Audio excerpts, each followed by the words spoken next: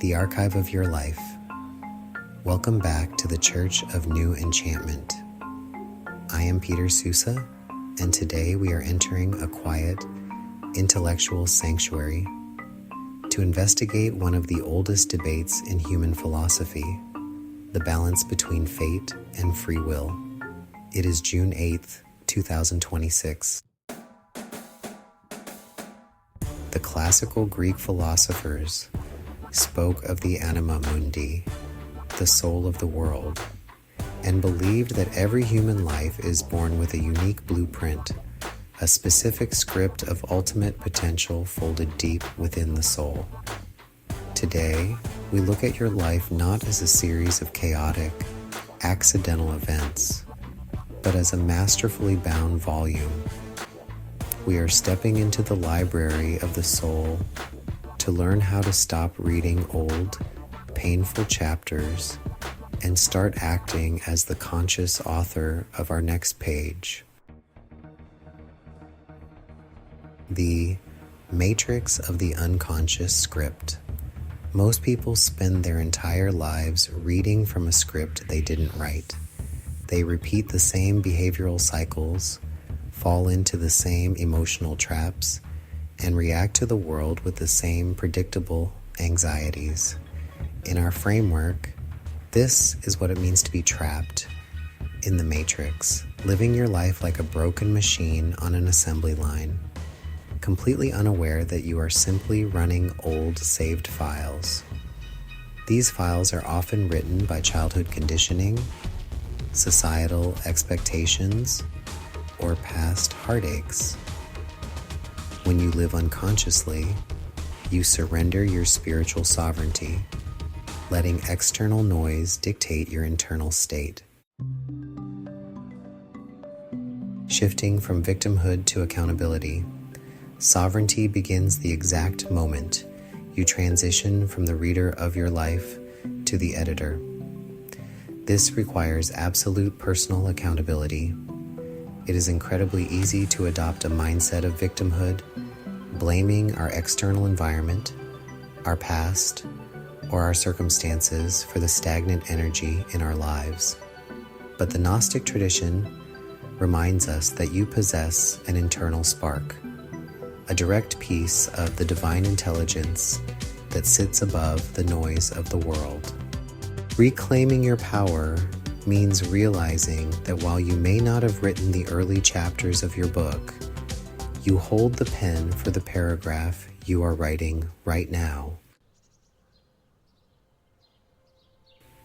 The clear mind and the settled water. To become an effective editor, your mind must be a clean, clear channel. In the Buddhist tradition, they teach that a frantic, stressed mind is like a turbulent lake filled with mud.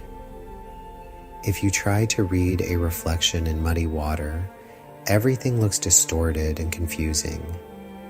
This is the monkey mind that keeps us locked in anxiety and self-doubt. Mindfulness is, well, the scholarly practice of allowing the mud to naturally settle. When the mental static is cleared, your internal lens becomes pristine, allowing you to access direct intuitive knowledge, or gnosis, and see your true blueprint clearly. Gotu Kola, the archivist of clarity. In my book, Spiritual Herbalism, we partner with earthly allies to help clear the nervous system so this higher perspective can open up. One of our primary allies for the mind is Gotu Kola. Physically, this incredible plant is a respected longevity tonic that supports circulation to the brain and fortifies memory. But energetically, Gotu Kola acts as the archivist of your mental sanctuary. It cools the inflammation of overthinking and smooths out the jagged wiring of a fried nervous system. By clearing the mental noise, it allows you to, step back from your thoughts and analyze your patterns with scholarly objectivity. Amethyst, and the frequency of sobriety. We pair this botanical work with the mineral realm, specifically utilizing the grounding energy of amethyst. Historically, ancient traditions used amethyst as a stone of sobriety, not just from physical substances, but sobriety of the mind. It helps to filter out everyday anxieties and cuts through the emotional fog of old grief. In our sacred science, we place this stone in our environment to anchor a frequency of calm wisdom. It acts as a physical reminder to stay centered, allowing you to observe your life's chapters without being emotionally drowned by them. The ritual of the open page.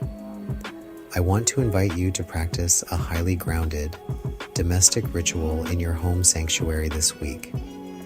Prepare a clean space and brew a cup of herbal tea, perhaps incorporating Gotu Kola or a soothing mint. Place a blank journal or a simple piece of green parchment in front of you. Sit quietly, take a deep, measured breath, and let your shoulders drop. Silently set your intention. Clear the static of the old chapters. Give me the wisdom to see my patterns and the authority to write my next step. Write down just one old habit you are officially choosing to edit out of your life today. Consistency inside the domestic sanctuary. True alchemy does not happen in grand theatrical gestures. It happens in the consistency of your daily life. 5 minutes of clear, grounded intention at your kitchen table is infinitely more powerful than hours of distracted, sporadic meditation. When you create a small, dedicated space in your home for these moments of self-reflection, you are sending a powerful signal to your biology. You are letting your physical vessel know. This is where we recalculate. This is where we heal. You are taking personal command of your energetic ecosystem. A final blessing for the author within. As you close this day and walk into the coming week, I want you to remember that your soul's library is entirely under your jurisdiction. Do not let the loud, reactive scripts of the modern world dictate your peace or your purpose. Trust your internal spark, listen to the quiet authority of your gut, and honor the sacred vessel you inhabit. May your mind remain exceptionally clear, your boundaries stay beautifully strong, and your spirit remain entirely unshakable. Thank you for joining the Church of New Enchantment. May you walk in wellness and light. Peace be with you.